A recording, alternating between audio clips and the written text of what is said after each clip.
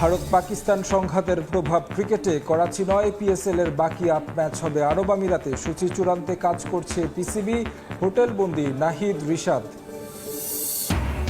ক্ষেপণাস্ত্র হামলায় শঙ্কার মুখে আইপিএল। লখনৌতে ম্যাচ আয়োজনে বদ্ধপরিকর গভর্নিং কাউন্সিল। সামাজিক মাধ্যমে আতঙ্কিত চিয়ার লিডারের video viral. It was very scary. Everyone was just screaming that the bomb's coming. Futsal যুগে প্রবেশ করতে যাচ্ছে বাংলাদেশ। 2026 এশিয়ান কাপ বাছাইয়ে অংশ নিতে আমন্ত্রণ এএফসির। জলসিঁড়িতে বাফুফের চতুর্থ কার্যনির্বাহী সভা অনুষ্ঠিত। বাংলাদেশের জার্সিতে সমিত সোমের খেলার খবরে আনন্দের জোয়ার। মৌলভীবাজারের শ্রীমঙ্গলে গর্বিত ও আবেগ আপ্লুত পরিবার। জমকালো আয়োজনে বরণের অপেক্ষা।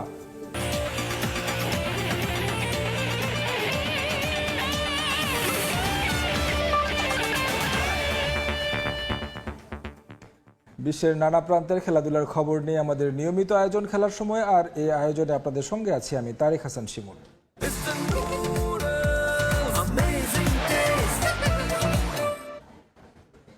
ভারত পাকিস্তান সংঘাতে ভেন্যু বদল করতে বাধ্য হলো পাকিস্তান সুপার লিগ কর্তৃপক্ষ। শুরুতে করাচির কথা বলা হলেও ক্রিকেটারদের নিরাপত্তা বিবেচনায় পাকিস্তানের বাইরে নিয়ে যাওয়া হলো পিএসএল।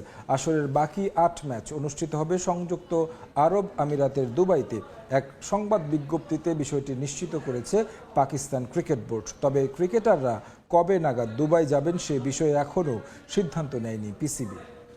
অতীত ইতিহাস বিবেচনায় গতকাল থেকেই পাকিস্তানে অবস্থানে অনীহা দেখা দেয় বিদেশি ক্রিকেটারদের মধ্যে। দফায় দফায় বৈঠক করে এবং করাচিতে ম্যাচ আয়োজনের প্রতিশ্রুতি দিয়েও তাদের রাজি করাতে পারেনি পিসিবি। শেষ পর্যন্ত পুরো লিগটাকেই পাকিস্তান থেকে সরিয়ে আরব আমিরাতে নিয়ে যাওয়ার সিদ্ধান্ত নেয় তারা। পাকিস্তান সুপার লিগের বাকি ম্যাচ হবে দুবাইয়ের ইন্টারন্যাশনাল ক্রিকেট স্টেডিয়ামে।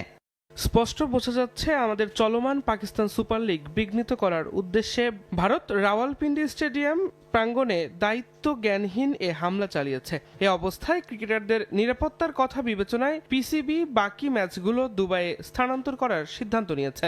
তবে ভেন্যু স্থানান্তর করলেও এখনো সূচি চূড়ান্ত করতে পারেনি পিসিবি। খুব শিগগিরই পিএসএল এর গ্রুপ পর্বের 4 ম্যাচ, কোয়ালিফায়ার 2টি এলিমিনেটর এবং ফাইনালের সূচি ঘোষণা করা হবে বলে জানিয়েছে পাকিস্তান ক্রিকেট বোর্ড।